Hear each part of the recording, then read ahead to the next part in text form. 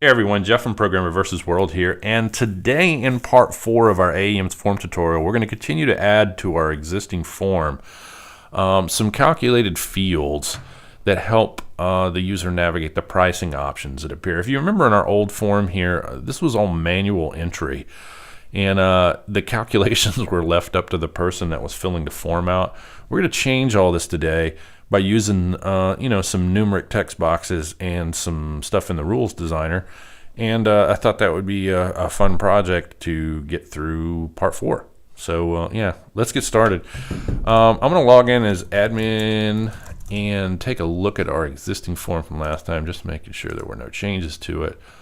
And that was our DVD order form, just for fun. Yep, so it's the same as we left it in part 3.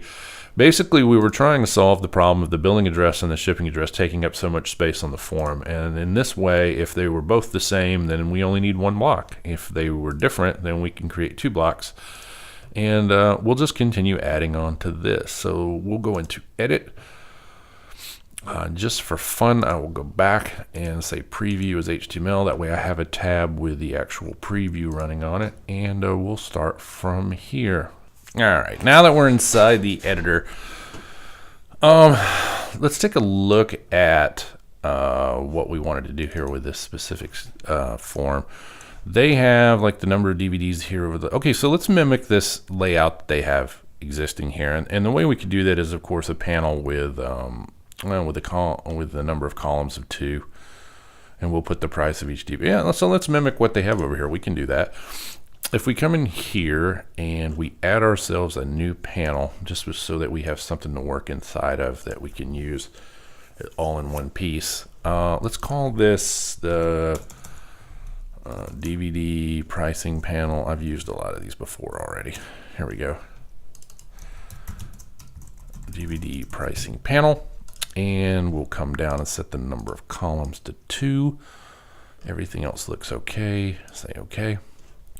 Now we're going to drag our components directly inside this panel here. And the first thing we want to drag in there is, let's drag in a numeric stepper. This is a pretty cool component. It'll keep our UI a little bit minimal here. And we'll configure this. We'll call this the DVD pricing stepper. Now let's call this number of DVDs. Yeah, there we go. And we'll set some defaults on this. Let's set the default value to 1, the minimum value to 1. That looks pretty good. And we'll say OK. And we'll refresh the form over here and make sure that component's there. And it should be there. We can 1, 2, 3, 4, 5, all the way. So this component has a flaw in it. It's a bug. Even if you set the minimum value to 1, you're going to notice you can go to 0 and nothing happens. Okay, if you go to -1, a validator goes off. I don't know what kind of logic that made when this was created. To me, if you set the minimum to 1, it should not go below 1, which means we now have to write all these extra rules and scripts to stop it. But let's ignore that for right now and pretend that it's working normally. I'll refresh this. It comes up and its default is 1. Good. So the next thing we'll do is we'll add a numeric box. And this is a lot like a text box, except that it's designed for its display to be numerical or money oriented. So we'll drag this guy over here. We'll come in and configure, and we'll say that this is the DVD price text box. We'll call it a text box even though it isn't. We'll just say it's the DVD price. Now, we have an interesting dilemma here too. Another bug, catch-22 of working with AEM forms is that this is a JavaScript component as far as anyone's concerned, which means it can hold any number value that's valid in JavaScript.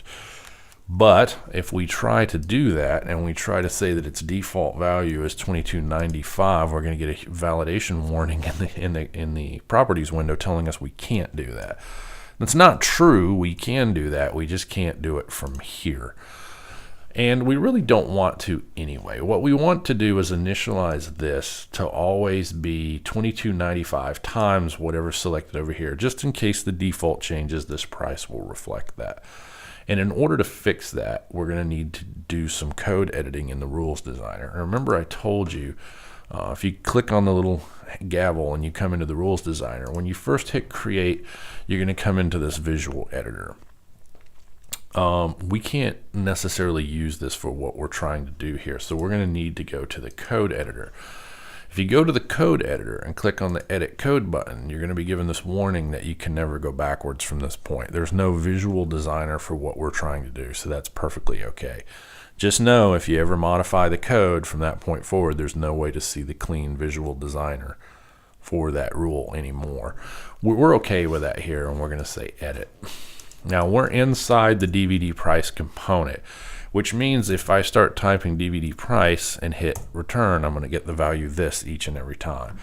So really what we want to do here is we want to set our value equal to whatever is in the DVD price stepper, right, times the price of a CD as far as they're concerned, which is $22.95.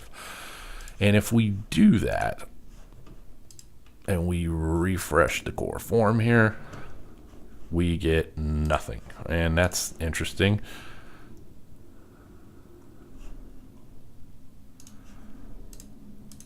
Why did we get nothing? Oh, I put it under value commit, my bad.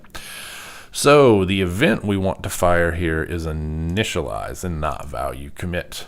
All right, value commit is what happens each time the value is changed on the inside of it, and we're going to prevent that because we're going to disable it here in a second. So initialize is the value that we want. So now it's going to be initialized to that, and it should work just fine, and it does. The problem is it also allows me to edit it. So let's take care of that right now. We'll click on our DVD price. We're still on it, I'm assuming. We are. Let's go down here to disable object. And another thing we would like to do is come into the pattern section and under display pattern, change it to be more money looking. There we go. Now if we refresh, we get $22.95, which is about what we want. We're also, remember we said that that's each time it initializes, we're going to set it to whatever the default is here. So let's change the default and just experiment just to see what happens. Sometimes you can see that the calculations will drop and add decimals. No, there we're good. 45.90. That is the money formatting causing that. I'm pretty sure we would see 45.9 if the money display format wasn't on it. So just remember, when you're showing money, always change the pattern to be monetary, and you should be okay. Let's come back to the number of DVDs. Go back, set the default to 1. Now, we have another problem now, and that is each time they click on this, this price is not updating. So in order to get that to work, we need to catch the calculate event for that field. Now, we could come in here and listen for value commit and then cross controls here and flip the value or whatever, but there's a really convenient way for doing calculated fields inside AEM forms, and that's to create a new rule, except this time bind it to the calculate event. And each time this event fires, you're supposed to tell this control what its value is supposed to be. And in this case, we want to do the same thing that we did last time. We'll just take the pricing stepper's value and multiply it by $22.95. Now, should we extract this out into a variable and put it somewhere else and let it be configurable? Yeah, you completely could do all that. But for the sake of the demonstration, I just want to create a very simple rule just so that you can see how you can expound upon it later. You can make this as complicated as you'd like, but in the rule designer, this is one line. It's really simple to read, and when it's initialized that way, and each time it's pressed, it's calculated that way. All we have to do now to verify that it's working is come back to the DVD order form, and each time we increment that, we should see the price increment as well. Cool. So the second part of the form was the sales tax. So yeah, we can do that too. This is a 2-column display, so we're going to run into an interesting problem here. So let me show you a hack to get through it. We can just drag some text over here for now on the left-hand side, and then drag another numeric box in here so that it ends up on the right. And we could just come over here then and just make the text empty, and that box will float over here to the right. They didn't really leave us a placeholder control in here, which may be something cool for a future release, just so that you can drag an empty placeholder. I guess in theory we could put a panel over there, but to me that would start to get unwieldy, so I'll just leave a blank text control over All right, so let's go into our numeric text box. Text box. It's a text box. Let's go into our numeric text box here, and we'll call it. What was this? This was the sales tax box, right? We'll call it the sales tax text box, whatever. And we'll put in sales tax, and it has the same problem. We won't be able to use a decimal default value no matter what kind of data type we decide to use for this guy. So let's just leave it there for right now. And let's go in and create a calculate event for it. And we'll say that whenever this is calculated, what is this called? The sales tax box value is equal to whatever's in the DVD price value times 0.07, and that'll be the sales tax that we're using. And let's see what that does. Right? Oh, cool. All right, so we can see that it's actually increment and decrement. Also notice that we didn't need to initialize it just like we did the DVD price. But what's going to be wacky is if we ever give the number of DVDs a default value of 2, this is going to be off. So we need to create, well, let's test that theory first, but I'm pretty sure that's what's going to happen. We'll set the default value to 2, say okay. We'll notice the sales tax will no, it actually did work. Okay, so good. The calculation event does keep up. We won't need to initialize this field, which is cool. All right, so we'll just leave that for right now. It makes me wonder if we even need to initialize the DVD price the first time around, but we'll get back to that. Another thing we need to do right off the bat that I can see is we need to convert this to be a display type of money. Refresh to make sure that's okay, and we do. Now if we move that around, let's go back and set our default back to 1.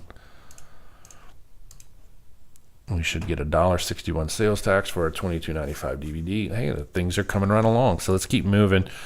Sorry about that previous hookup. Sometimes the components can get a little nutty, and if all else fails, just delete the component, re-add it, and come back at it again. Sometimes a rogue property will get saved or something wacky will happen. Here in their form, they had shipping options. So this is the way this is supposed to work. This is not really clear on the form, but it's $6.95 for a DVD on normal shipping. If you want second day, you have to add $5. If you want overnight, you can add $10. Now we can be really clever with this, and I'll show you how. But let's add a couple components first. We're going to add a radio button field first.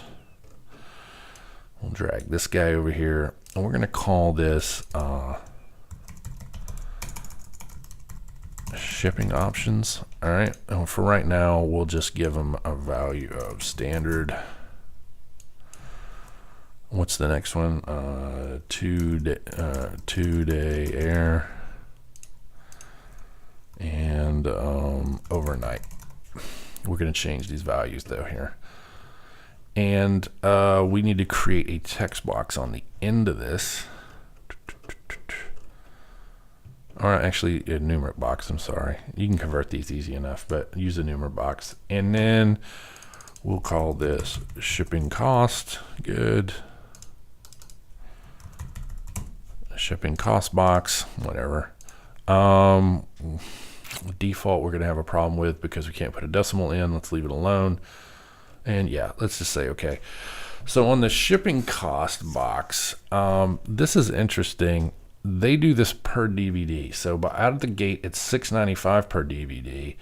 Second day air is $11.95 per DVD, and overnight is $16.95 per DVD. So we're going to have to do a calculation no matter what. Let's go in our radio buttons first, though, and let's say that this is the value, right? We've been using the value of our text box a lot. On a radio field, this is what value is going to come back when you do that. So we can do something clever here, and we can make these decimal values. There's no rules that says we can't.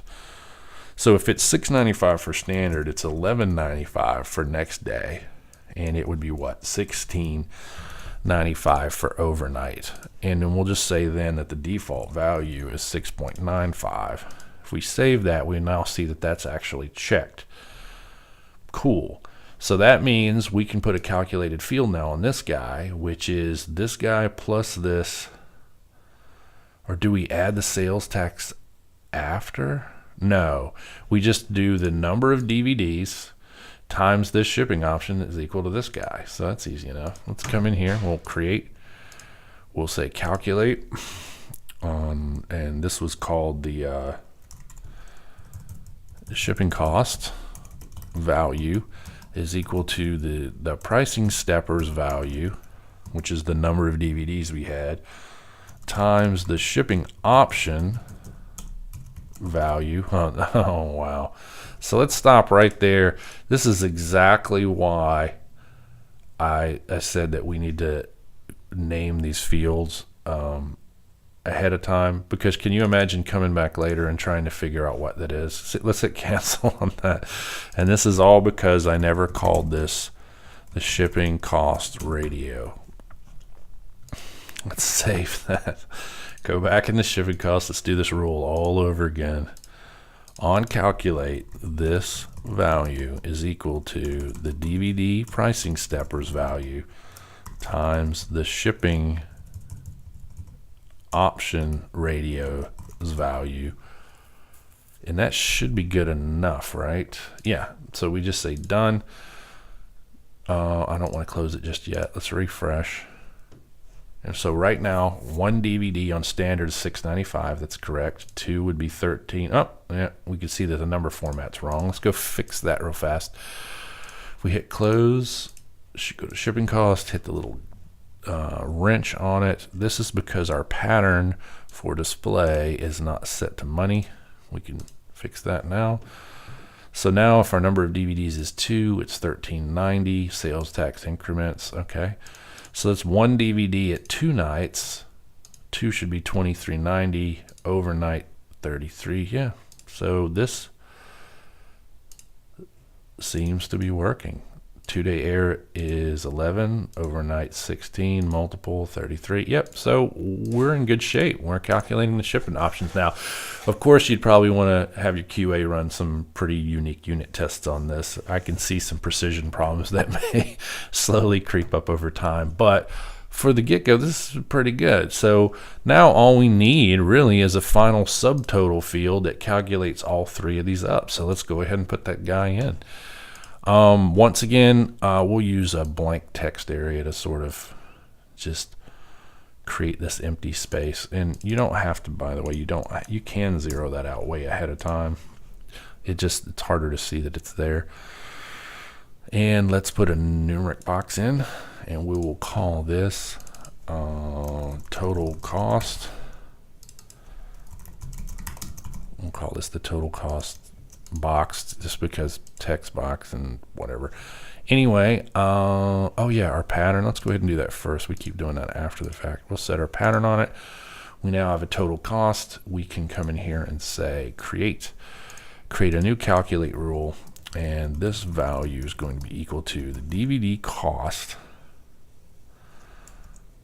What do we call it? DVD price value plus sales tax plus the shipping cost. And that should be all we need here. Now, if we refresh the form, our total cost, that's expensive to ship one DVD. It costs $22 plus the sales tax. Ooh, sales tax is editable. Let's go fix that. That's because we had that hokey problem with it before. Refresh. We have the DVD price plus the sales tax plus the shipping. Oh, shipping's editable as well. Let's go ahead and fix that.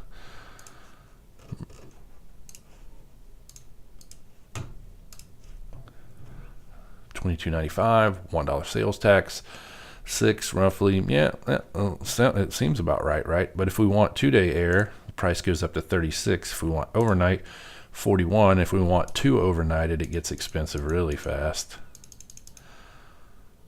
10 should be, yeah, $229.50. Is that correct? $29.95 times 10. Seems right in my head. $10 to $16 sales tax, 7%. Yeah. So what have we done? We have created that entire pricing section. And of course, total cost is editable. We want to fix that as well. We don't want anybody typing in there. And there we go. So yeah, let's turn around and just for fun, take this whole big area. And we'll say, we'll call it sales information just so that it gets a header. We'll see what this looks like real fast. Yeah. So basically what have we done? Well, we've recreated this bottom half of this guy, where we can now set the number of DVDs, and all of the pricing and information is calculated and displayed back to the user. They can see that they're paying $3 sales tax on $45 worth of DVDs, and it's costing them $13 to ship it.